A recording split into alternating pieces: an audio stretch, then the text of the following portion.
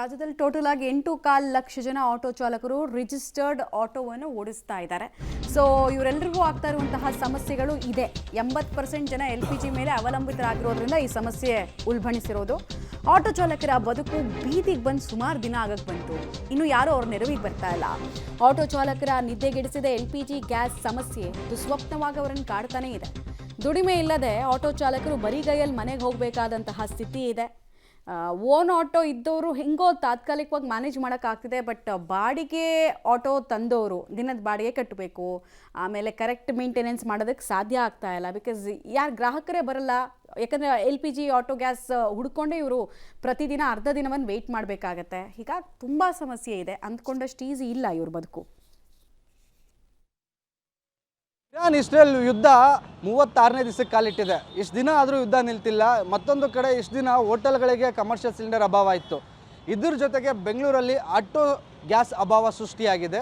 ಇದಕ್ಕೆ ಕಾರಣ ಆಗಿರೋದೇನು, ಅದರ ದೃಶ್ಯಗಳ ಸಮೇತ ಅದರ ಬಗ್ಗೆ ಹೇಳ್ತಾ ಹೋಗ್ತೀನಿ.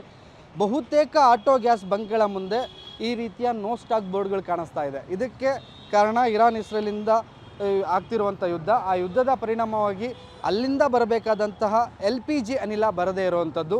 ಬೆಂಗಳೂರಲ್ಲಿ ಒಟ್ಟು 3 ಲಕ್ಷಕ್ಕೂ ಅಧಿಕ ಆಟೋಗಳು LPG ಇಂಧನವನ್ನು ಬಳಕೆ ಮಾಡಿಕೊಂಡು ರಸ್ತೆಯಲ್ಲಿ ಸಂಚಾರ ಮಾಡ್ತಾರೆ. ಆದರೆ ಈ ಎಲ್ಲ ಆಟೋಗಳಿಗೆ ಸಿಗ್ತಿರುವಂತಹ ಗ್ಯಾಸ್ ತೀರಾ ಕಡಿಮೆ ಆಗ್ತಾ ಇದೆ. ದಿನದಿಂದ ದಿನಕ್ಕೆ ಒಂದೊಂದೇ ಬಂಕ್ಗಳು ಕ್ಲೋಸ್ ಆಗ್ತಾ ಇದೆ. ಸ್ಟಾಕ್ ಬಂದಾಗ ಓಪನ್ ಮಾಡ್ತಾರೆ.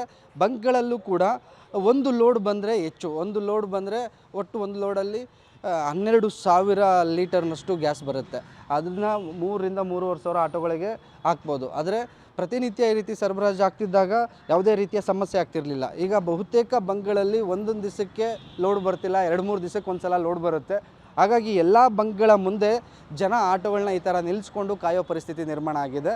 ಇದಕ್ಕೆ ಕಾರಣ ಆಗ್ತಿರುವಂಥದ್ದು ಒಂದು ಕೃತಕ ಅಭಾವ. ಈ ಕೃತಕ ಅಭಾವನ ನೀಗಿಸೋದಕ್ಕೆ ಯಾವುದೇ ಕಾರಣಕ್ಕೂ ಸರ್ಕಾರ ಯಾವುದೇ ರೀತಿಯ ಕ್ರಮಗಳನ್ನ ಕೈಗೊಳ್ತಿಲ್ಲ. ಮತ್ತೊಂದು ಕಡೆ ಅಲ್ಲಿಂದ ಬರದೆ ನಾವೇನೂ ಮಾಡೋಕ್ಕಾಗಲ್ಲ ಅಂತಹ ಪರಿಸ್ಥಿತಿಗೆ ಸರ್ಕಾರ ಕೂಡ ಬಂದಿದೆ. ಆಟೋ ಚಾಲಕರು ಕೂಡ ಸಾಕಷ್ಟು ಬಂಕ್ಗಳಿಗೆ ಅಲ್ದು ಕೊನೆಗೆ ಎಲ್ಲಿ ಓಪನ್ ಇರುತ್ತೋ ಅಲ್ಲಿ ಗ್ಯಾಸ್ನ ತುಂಬಿಸ್ಕೊಳ್ಳುವಂಥ ಕೆಲಸ ಮಾಡ್ತಿದ್ದಾರೆ. ಈ ಕಾರಣಗಳಿಂದನೇ ಬೆಂಗಳೂರಿನ ಬಹುತೇಕ ಬಂಕ್ಗಳ ಮುಂದೆ ಎಲ್ಲೆಲ್ಲಿ ಫಿಲ್ ಮಾಡ್ತಾರೋ ಅಲ್ಲೆಲ್ಲ ಜನ ರಶ್ ಆಗಿ ಕಾಣಿಸ್ತಿರುವಂಥದ್ದು. ಮತ್ತೊಂದು ಕಾರಣ ಅಂದರೆ ಬರುವಂತಹ ಲಿಮಿಟೆಡ್ ಏನು ಸ್ಟಾಕ್ ಇದೆ ಅದು ಕೇವಲ 2-3 ಗಂಟೆಯಲ್ಲೇ ಖಾಲಿ ಆಗೋಗುತ್ತೆ. ಯಾಕಂದರೆ ಅಷ್ಟರ ಮಟ್ಟಿಗೆ ಆಟೋ ಚಾಲಕರು ಬಂಕ್ಗಳ ಮುಂದೆ ಕ್ಯೂ ನಿಂತ್ಕೊಂಡು ತಮ್ಮ ಆಟೋಗಳಿಗೆ ಗ್ಯಾಸ್ ಹಾಕ್ಸ್ಕೊತಿರುವಂಥದ್ದು. ವಿಷಲ್ಸ್ ನೋಡ್ತಾ ಇದ್ದೀರಾ ನೀವು ಯಾವ ಕಡೆಗಳಲ್ಲಿ ಹೇಗಿದೆ ಸಮಸ್ಯೆ ಅಂತ ಹೇಳಿ. ಇದಕ್ಕೆಲ್ಲ ಸಮಸ್ಯೆ ಮೂಲ ಕಾರಣ ಅಂತ ಹೇಳಿದ್ರೆ ಬೆಂಗಳೂರಿನಲ್ಲಿ ದಿನವೊಂದಕ್ಕೆ 45 ಮೆಟ್ರಿಕ್ ಟನ್ನಷ್ಟು LPG ಗ್ಯಾಸ್ ಬೇಕಿತ್ತು ಆಟೋ ಚಾಲಕರು ಒಬ್ಬರಿಗೆ. ಬಟ್ ಈಗ ಸಿಗ್ತಾ ಇರೋದು ನಮಗಷ್ಟೇ 20 ಮೆಟ್ರಿಕ್ ಟನ್ನಷ್ಟು. ಡಿಫ್ರೆನ್ಸ್ ಎಷ್ಟಾಯಿತು ಅಲ್ಲಿಗೆ? 25 ಮೆಟ್ರಿಕ್ ಟನ್ನು. ಹೆಂಗೆ ಅದನ್ನು ಹೊಂದೋಕ್ಕಾಗತ್ತೆ? ಈ ಕಾರಣಕ್ಕೆ ಈ ಕ್ಯೂಗಳೆಲ್ಲ ಕಾಣಿಸ್ತಾ ಇರೋದು. ಸಮಸ್ಯೆಯ ಮೂಲವೇ LPGಯಲ್ಲಿ ಉದ್ಭವಿಸಿರುವಂತಹ ಹ್ಯೂಜ್ ಗ್ಯಾಪ್.